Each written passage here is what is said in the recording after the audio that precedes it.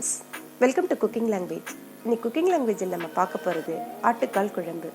Cooking language சேனலை subscribe பண்ணாதவங்க subscribe பண்ணுங்கள், லைக் பண்ணுங்கள், பெல் பட்டனை ப்ரெஸ் பண்ணுங்கள். இப்போ நம்ம குழம்பு செய்யறதுக்கு மசாலா ஒன்று ரெடி பண்ணிக்கலாம். அதுக்கு நான் 6 டேபிள் ஸ்பூன் தேங்காவை எடுத்து வச்சுருக்கேன். தேங்காய் திருவிழா இருந்ததுன்னா 3 டேபிள் ஸ்பூன் எடுத்துக்கோங்க. இதில் 1/2 டேபிள் ஸ்பூன் சீரகம், 1/4 டேபிள் ஸ்பூன் மிளகு, 1/2 டேபிள் ஸ்பூன் கசகசா, 1/2 டேபிள் ஸ்பூன் சோம்பு, 2 லவங்கம், ஒரு சின்ன துண்டு பட்டை சேர்த்து இப்போ இது எல்லாத்தையும் நம்ம நல்லா அரைச்சி எடுத்துட்டு வந்துடலாம். இதே போல் நல்லா மைய அரைச்சி எடுத்துக்கோங்க.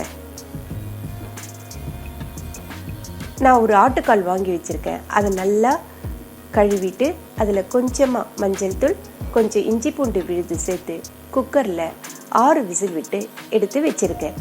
இப்போ குக்கரில் 2 டேபிள் ஸ்பூன் எண்ணெய் சேர்த்துக்கிறேன். எண்ணெய் நல்லா காஞ்சி வந்ததோ அதில் 1/2 டேபிள் ஸ்பூன் கடுகு சேர்த்துக்கிறேன். இப்போ கடுகு நல்லா பொரிஞ்சு வருது. 2 பெரிய வெங்காயத்தை சின்ன நறுக்கி வச்சுருக்கேன். அதை இதில் சேர்த்துக்கிறேன். வெங்காயம் நல்லா வதங்கி வர வரைக்கும் இதை வதக்கி எடுத்துக்கலாம். இப்போ வெங்காயம் நல்லா வதங்கி வந்திருக்கு. இதில் நான் கொஞ்சமாக புதினாவை சேர்த்துக்கிறேன். நீங்கள் புதினாவுக்கு பதில் கறிவேப்பிலை கூட சேர்த்துக்கோங்க.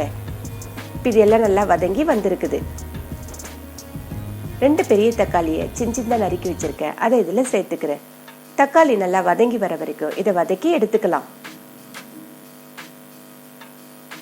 இப்போ தக்காளி நல்லா வதங்கி வந்திருக்குது.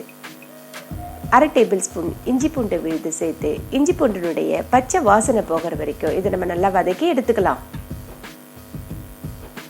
இப்போ இதுக்கு தேவையான உப்பையும் நான் சேர்த்துக்கிறேன். இப்போ காரத்துக்காக 1/2 டேபிள் ஸ்பூன் தனி மிளகாய் தூள், 1/2 டேபிள் ஸ்பூன் தனியாத்தூள், 1/4 டேபிள் ஸ்பூன் சீரகத்தூள் சேர்த்து இப்போ இது எல்லாத்தையும் நம்ம நல்லா கலந்து விட்டுடலாம். இப்போ நம்ம அரைச்சி வச்சிருந்தோம் இல்லையா தேங்காய் விழுது, அதை இதில் சேர்த்துடலாம். சேர்த்து இப்போ இதை நல்லா கலந்து விட்டுடலாம்.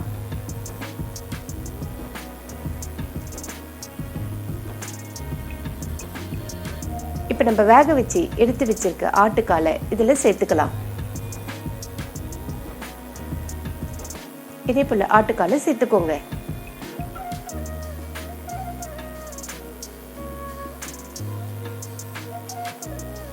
இது எல்லாத்தையும் நம்ம நல்லா கலந்து விட்டுடலாம்.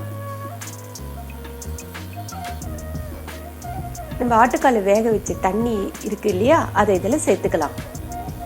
சேர்த்து இப்போ இது எல்லாத்தையும் நம்ம நல்லா கலந்து விட்டுடலாம். இந்த ஸ்டேஜில் நீங்கள் உப்பு காரம் செக் பண்ணுறதுன்னா செக் பண்ணிக்கோங்க.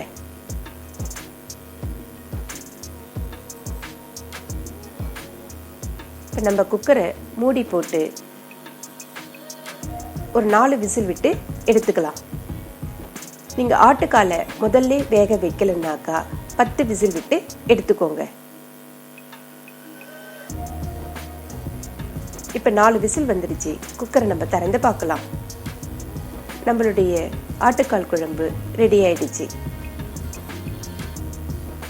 இது இட்லி, தோசை, ஆப்பம், சப்பாத்தி, பூரி, சாதம் எல்லாத்துக்குமே ஒரு நல்ல சைட் டிஷ். நீங்களும் ட்ரை பண்ணி பாருங்கள். இந்த வீடியோ உங்களுக்கு பிடிச்சிருந்தா லைக் பண்ணுங்கள், ஷேர் பண்ணுங்கள், சப்ஸ்கிரைப் பண்ணுங்கள். உங்களுடைய கமெண்ட் செக்ஷனில் சொல்லுங்கள்.